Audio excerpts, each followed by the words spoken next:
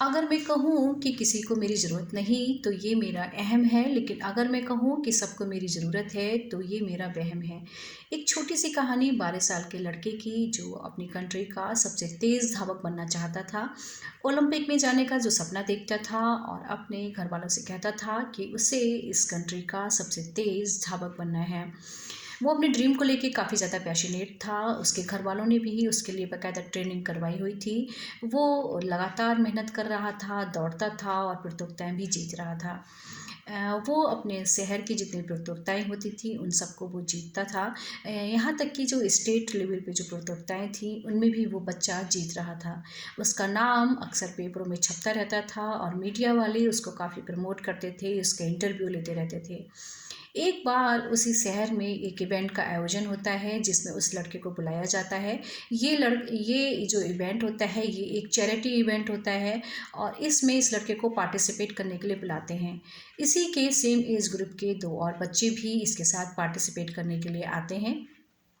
इस इवेंट का इतना ज़्यादा प्रमोशन किया जाता है कि बहुत सारी जो अमाउंट में भीड़ इकट्ठा हो जाती है इसको देखने के लिए।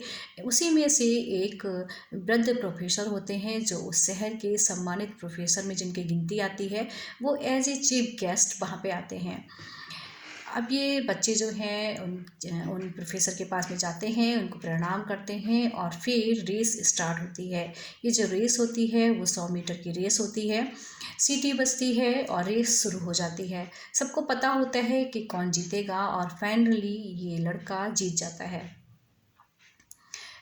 तालियों की गड़गड़ाहट होती है, पूरा स्टेडियम तालियों की गड़गड़ाहट से गूंजने लग जाता है। इसका नाम पुकारा जाता है, इसको लोग प्यार भेज रहे होते हैं, सलाम भेज रहे होते हैं और इसका नाम ले लेकर इसको प्रोत्साहित कर रहे होते हैं, इसका उत्साह बढ़ा रहे होते हैं। अब ये जो लड़का होता है ये इतना एक्साइटेड हो जाता है या आप कह सकते हैं कि ओवर कॉन्फिडेंट हो जाता है। इसका जो है एक्स्ट्रा कॉन्फिडेंट इसका बढ़ जाता है और ये माइक के पास जाता है और माइक लेकर वहाँ पे ओपन चैलेंज करता है। ये कहता है कि जो कोई भी इसके साथ पार्टिसिपेट करना चाहता है वो इस भीड़ में से उसके पास आए और उसके साथ पार्टिसिपेट करे। अब जो है डिफरेंट एज ग्रुप के लड़के आते हैं, 2 और लड़के आते हैं इसके साथ पार्टिसिपेट करने के लिए। फिर से सीटी बजती है, रेस शुरू होती है। इस बार भी ये लड़का जीत जाता है। अब ये लड़का उन प्रोफेसर के पास में जाता है, उनके पैर छूता है। स्टेडियम अभी भी तालियों की गड़गड़ाहट से गूंज रहा था। अब ये उन प्रोफेसर को बोलता है कि सर देखा आपने सर, मैंने इन बड़े बड़े लड़कों को भी हरा दिया है। अब वो जो बूढ़े प्रोफेसर होते हैं वो उसको बोलते हैं कि अच्छी बात है, लेकिन एक रेस मैं चाहता हूँ कि तुम मेरे कहने से कंप्लीट करो। अब ये लड़का बोलता है कि सर बोलिए सर जी, मैं तैयार हूँ बिल्कुल, आप जिसके साथ मुझे बोलना चाहते हैं, जिसके साथ आप करवाना चाहते हैं मेरी रेस, मैं उसके लिए एकदम तैयार हूँ। आप लाइए सर वो चैलेंजर्स लेके आइए और मैं रेस कंप्लीट करूँगा। ये जो प्रोफेसर हैं ये 2 चैलेंजर्स लेकर आते हैं, जिनमें से एक दिव्यांग व्यक्ति होता है जिसको कम दिखाई देता है और एक बूढ़ी अम्मा होती हैं जो सीनियर सिटीजन में आती हैं।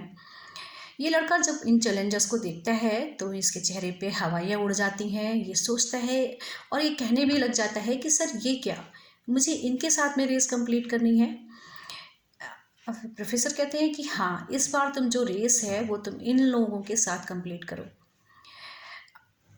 लोग तो सोचते हैं कि हम तो एक ही रेस देखने आए थे, लेकिन यहाँ पर तो जो है हमें 2-3 रेसें जो हैं अब हमें दिखाई दे रही हैं। वो लोग भी बहुत ज़्यादा एक्साइटेड होते हैं। रेस जो है, तीसरी रेस शुरू होती है, फिर से सीटी बजती है और ये जो लड़का है ये दौड़ना शुरू करता है। दौड़ते हुए ये फिनिशिंग लाइन तक पहुंच जाता है, लेकिन इस बार स्टेडियम में तालियां नहीं बजती हैं। जब ये लड़का पीछे मुड़कर देखता है तो ये देखता है कि वो जो चैलेंजर्स हैं जो दिव्यांग व्यक्ति थे जिनको कि कम दिखाई देता था और जो वो बूढ़ी अम्मा थी जो सीनियर सिटीजन थी, वो दोनों वहीं स्टार्टिंग पॉइंट पे खड़े हुए हैं। ये लड़का फिर प्रोफेसर साहब के पास में जाता है और उनको बोलता है कि सर ये क्या, मैं जीत गया लेकिन यहाँ पे मुझे कोई भी खुश नहीं दिखाई दे रहा है, सब जो हैं उदास दिखाई दे रहे हैं। वो प्रोफेसर कहते हैं कि इस बार जो तुम रेस है वो इन दोनों के साथ, इन दोनों को साथ में लेते हुए कंप्लीट करो। अब की बार ये लड़का उन दोनों का हाथ पकड़कर चलना शुरू करता है। वो दौड़ता नहीं है। टाइम ज़रूर लगता है, समय ज़रूर लगता है, लेकिन जब ये फिनिशिंग लाइन पे पहुंचता है, जब ये 100 मीटर की वो रेस पे जब फिनिशिंग लाइन पे आता है, पूरा स्टेडियम फिर से तालियों की गड़गड़ाहट से गूंज उठता है। बहुत सारी तालियां बज रही होती हैं, हर कोई खुश दिखाई दे रहा होता है। ये लड़का प्रोफेसर के पास में फिर से जाता है और उनको बोलता है कि सर, इस बार ये तालियां किसके लिए बजाई जा रही हैं। प्रोफेसर कहते हैं कि इस बार ये जो तालियां हैं, ये विनर के लिए नहीं बजाई जा रही हैं। ये जो रेस इतनी शानदार तरीके से जो कंप्लीट हुई है, ये इसके लिए बजाई जा रही हैं। ये जो रेस है, ये तुम्हारी ज़िंदगी की सबसे यादगार रेस है और ये रेस तुम्हें हमेशा याद रहेगी। ज़िंदगी की इस रेस में हम जब दौड़ना शुरू करते हैं, हम सब चाहते हैं कि हमारा नाम ज़्यादा हो, हमारा पॉपुलैरिटी ज़्यादा से ज़्यादा हो, हमारे पास पैसा ज़्यादा से ज़्यादा हो। लेकिन हम भूल जाते हैं कि ज़िंदगी की इस रेस में दौड़ते दौड़ते जब हम फिनिशिंग लाइन तक जाते हैं और जब हम पीछे मुड़कर देखते हैं, तो हम देखते हैं कि हमारे अपने वहीं स्टार्टिंग पॉइंट पे ही खड़े हुए हैं। ज़िंदगी की रेस में दौड़ना ज़रूरी ही नहीं है। ये मैटर नहीं करता है कि आप जीत रहे हैं, बल्कि मैटर ये करता है कि आपने इस रेस को किस तरीके से कंप्लीट किया है।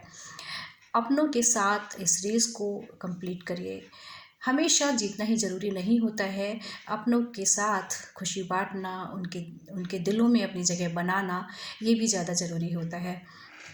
तो ज़िंदगी की रेस में जब भी हम पार्टिसिपेट करें, हम ये सोच कर चलें कि हमारे अपने भी हमारे साथ चलें।